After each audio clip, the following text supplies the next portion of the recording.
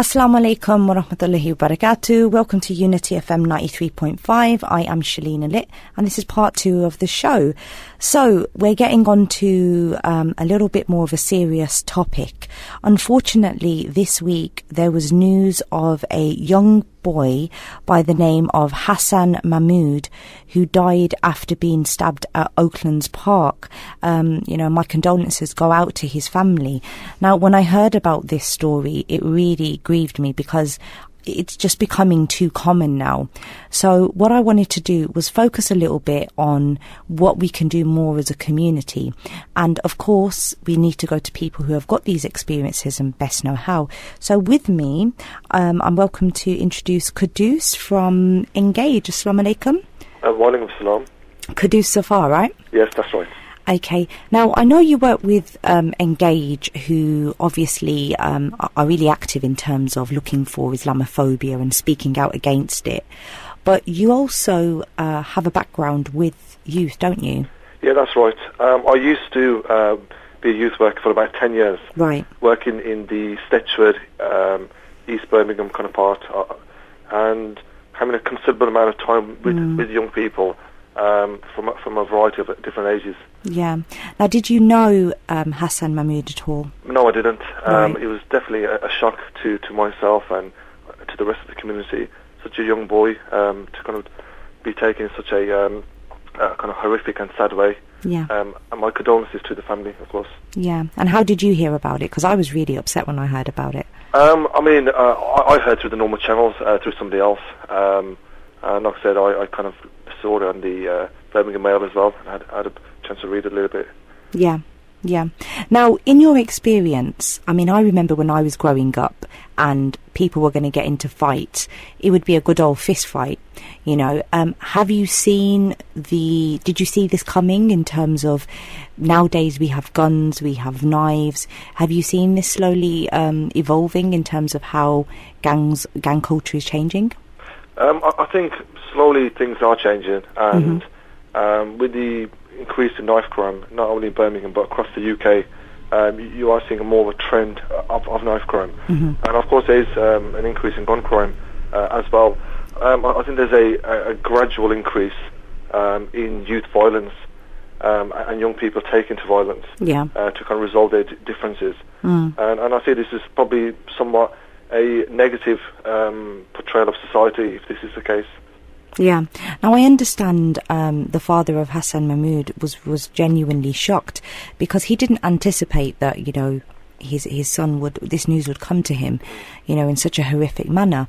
But I think what I wanted to address this week is it time for us as parents or people that are around young people that are able to engage with them to start discussing things that they wouldn't necessarily voluntarily put their hands up for?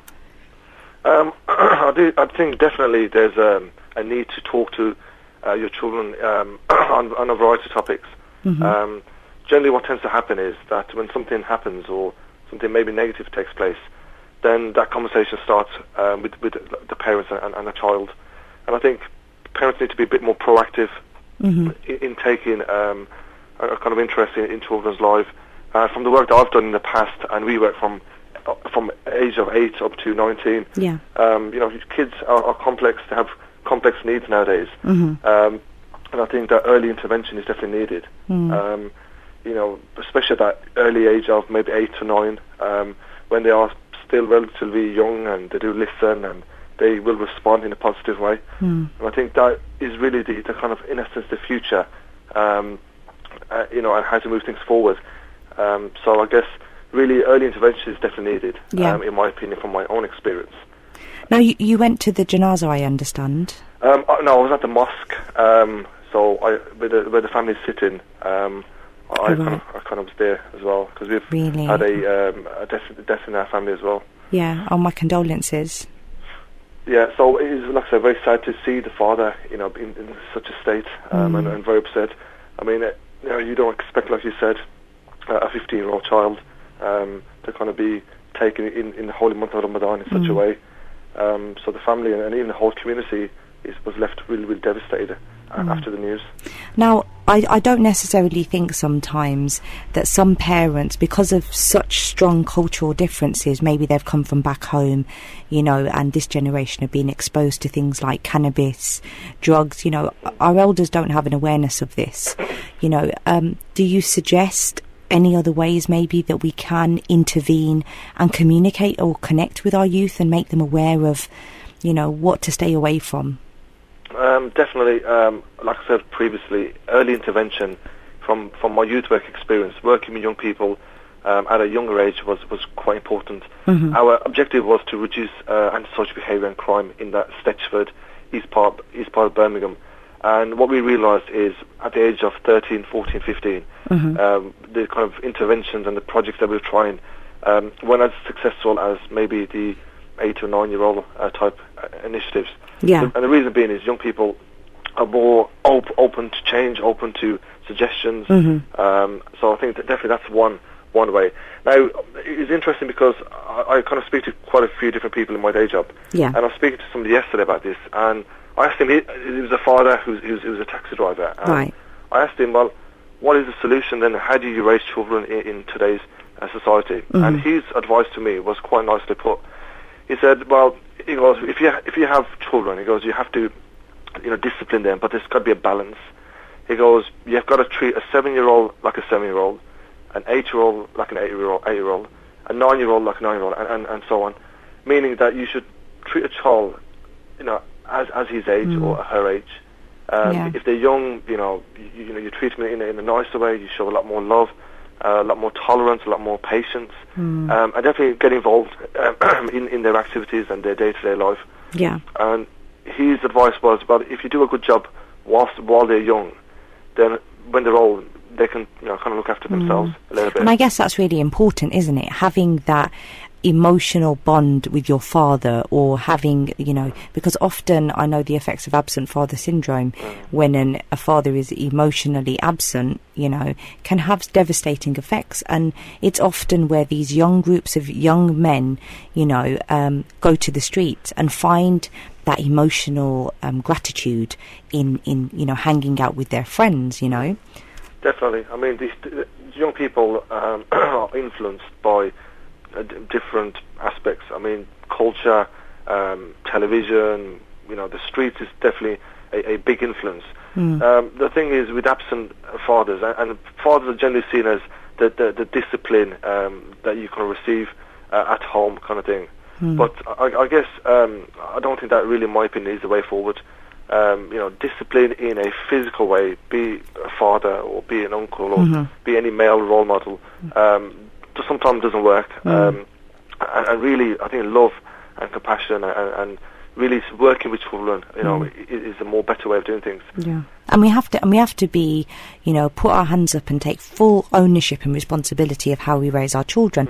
I think too many young children are playing games consoles that are not age appropriate. You know, if your child is 9 years old, 10 years old, and they're playing, you know, games that are certified for an 18-year-old, you know, it's certified like that for a reason, you know. And I think it desensitizes this generation of children. So they are talking about stabbing and different types of guns and this and that, you know. And how can you treat a 7-year-old if he's, you know, like a 7-year-old, if he's been, you know, put in front of attitudes and beliefs that 18-year-olds would have? You know, it's going to cause problems, clearly.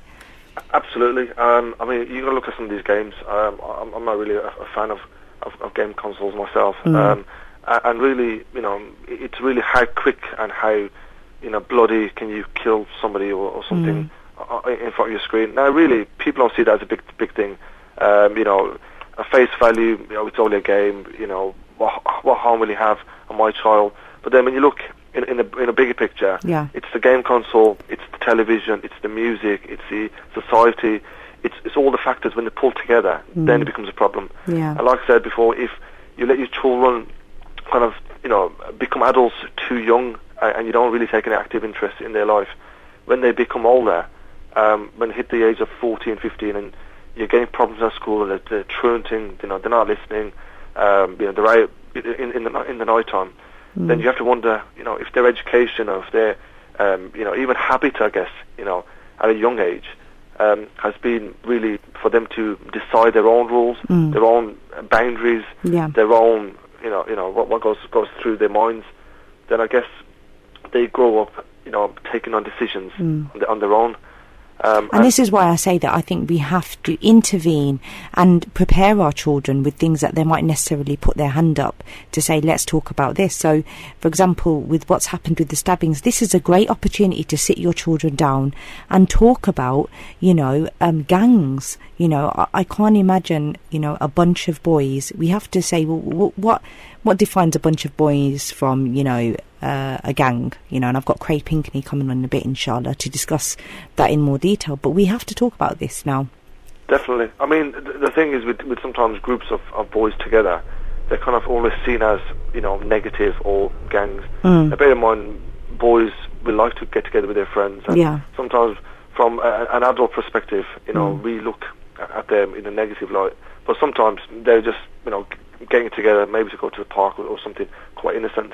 So I think there's this very negative perception of young boys in general. But when you really work with them, like I've done through my youth work days, you realise your children are no different to adults. They have the same needs. We are made from the same type. And really, sometimes just by talking to a young person, you realise that actually they're not too bad. That group of lads that I saw from a distance, standing by a shop, but they're actually, innocent. They're just going to go to the park or somewhere. And I think that stereotype that exists in society now, we're kind of demonising young people. I think to some extent that can only change by having conversations with young people. Yeah, absolutely.